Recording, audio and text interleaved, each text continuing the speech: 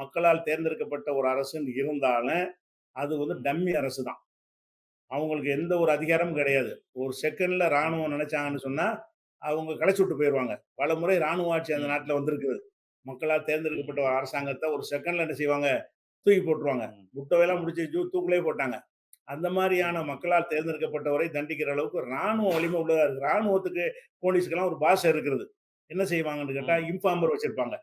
அதாவது சில கெட்டவனையும் அவங்களுக்கு ஆதரவாளரா வச்சு என்ன செய்வாங்க, இங்க கூட ஒருத்தன தூத்துக்குடி பக்கத்துல ஒரு சம்பவம் நடந்துச்சே.